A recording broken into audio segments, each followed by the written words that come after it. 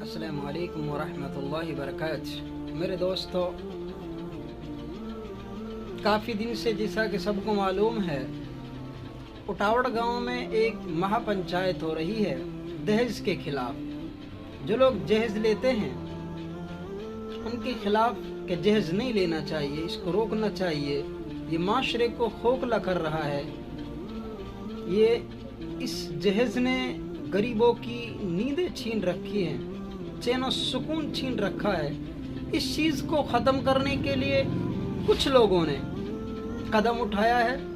बड़े मुबारकबाद के हकदार हैं ऐसे लोग जो इस तरह का कदम उठाते हैं। लेकिन एक वीडियो में देख रहा था कि एक शख्स कह रहा था कि जो पंचायत करा रहे हैं, यानी बड़े बड़े लोग हैं, ये कुछ ऐसे लोग हैं जो राजनीति से जुड़े हुए हैं, कुछ इसमें अमीर भी हैं, कुछ उलमा इकराम भी हैं, हर तरह के लोग इसमें मौजूद हैं। वो वीडियो में कह रहा था कि हमारे कई लड़कियां हैं, तकरीबन 5-6 लड़कियां हैं, मैं इनमें से इनके लड़कों को अपनी लड़की दूंगा, क्या ये लेने के लिए तैयार हैं? पहली बात तो आपको मैं ये बता दूं कि जब भी कोई अच्छा कदम उठाया जाता है, असल तो लोग सोचते नहीं इस तरह की। अगर सोचते भी हैं, ऐसा कदम भी उठाने की जुर्रत करते हैं, तो कुछ लोग टांग अड़ाने के लिए आ जाते हैं कि ना तो हुआ है ना हम होने देंगे। ऐसा कभी नहीं होने, क्योंकि हमें अच्छा ये पसंद नहीं है।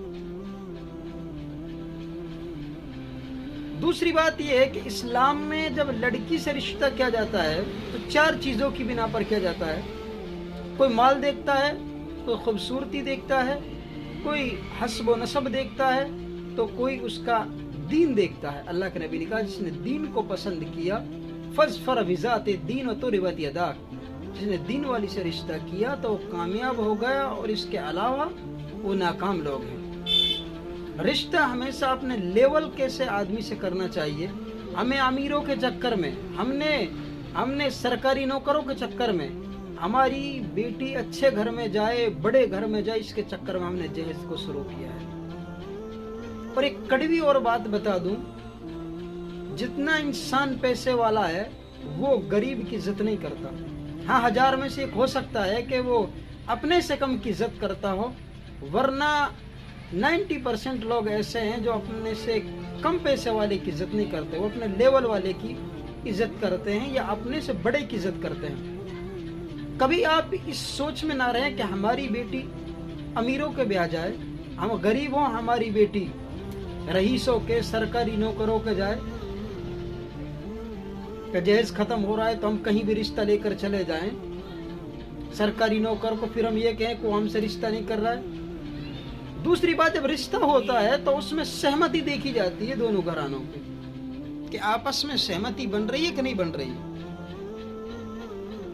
ये नहीं कि हम पंचायत में खड़े होकर कहेंगे कि तुम में से कौन है जो हमारी बेटियों से शादी करेगा।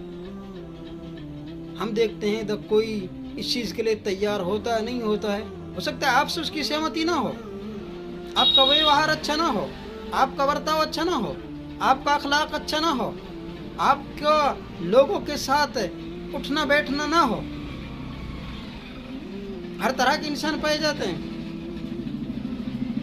ये तो टांग अड़ाने वाली बात होती है जो इस तरह की बातें करते हैं। हमें जब इस तरह का कोई कदम उठा रहा तो उसका समर्थन करना चाहिए, उन लोगों का साथ देना चाहिए, उन लोगों की हौसला अफजाई करना चाहिए, ना कि उसमें आकर टांग अड़ाएं और अपनी चलाने की कोशिश करें। हम कभी नहीं होने देंगे।